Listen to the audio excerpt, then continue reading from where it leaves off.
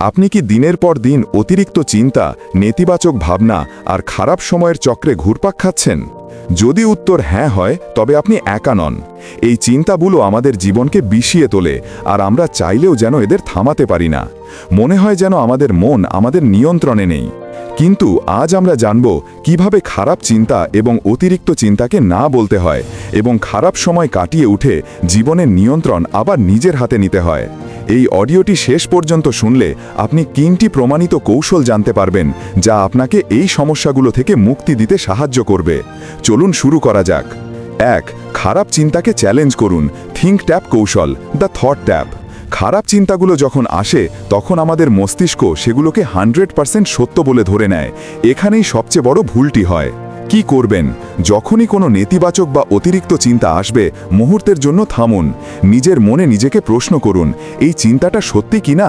উদাহরণ, ধরুন আপনি ভাবছেন, আমি এই কাজটা কখনোই সফলভাবে করতে পারবো না। নিজেকে জিজ্ঞেস করুন, এর কি কোনো প্রমাণ আছে? অতীতে কি আমি অন্য কোনো কঠিন কাজ করিনি?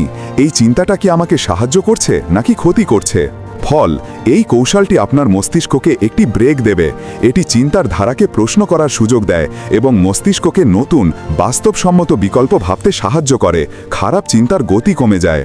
2. মনোযোগ সরানোর কৌশল, ফোকাস শিফট। অতিরিক্ত চিন্তা হলো একটি ফাঁকা ঘরের মতো, যেখানে মন বারবার একই দরজা দিয়ে প্রবেশ করে।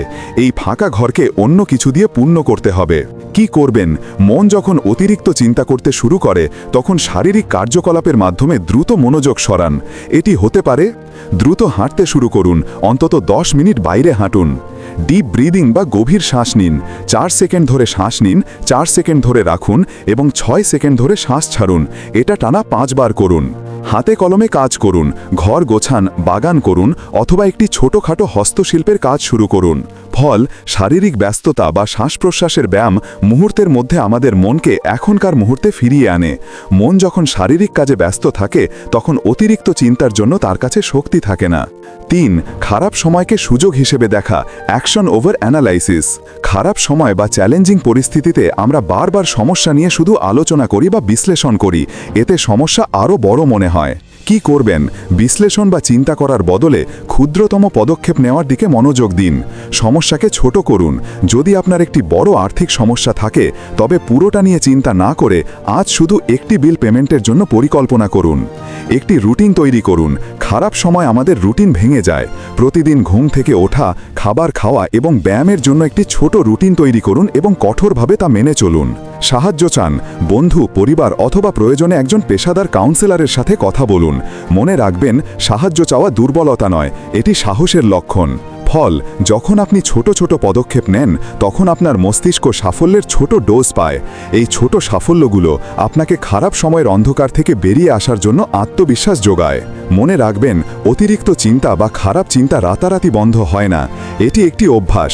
যেমন নিয়মিত ব্যায়াম করে শরীর তৈরি করা, তেমনই নিয়মিত অনুশীলনের মাধ্যমে মনকেও তৈরি করতে হয়। আজ থেকেই এই 3টি কৌশল অনুশীলন শুরু করুন। খারাপ চিন্তাকে প্রশ্ন করুন, এই চিন্তাটা সত্যি কিনা? মনোযোগ সরান। যখনই চিন্তা আসবে, গভীর শ্বাস নিন বা হাঁটুন। পদক্ষেপ নিন।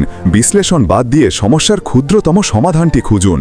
জীবনে খারাপ সময় আসবেই, কিন্তু আপনার মনের রিমোট কন্ট্রোল অন্য কারোর হাতে নয়, সেটি আপনার হাতেই আছে। এই অভ্যাসগুলো আপনাকে সেই নিয়ন্ত্রণ ফিরে পেতে সাহায্য করবে। যদি এই আলোচনাটি আপনার ভালো লাগে, তবে লাইক দিন, কমেন্ট করে আপনার অনুভূতি জানান এবং চ্যানেলটি সাবস্ক্রাইব করে আমাদের সাথে যুক্ত থাকুন। দেখা হচ্ছে পরের ভিডিওতে। ধন্যবাদ সবাইকে।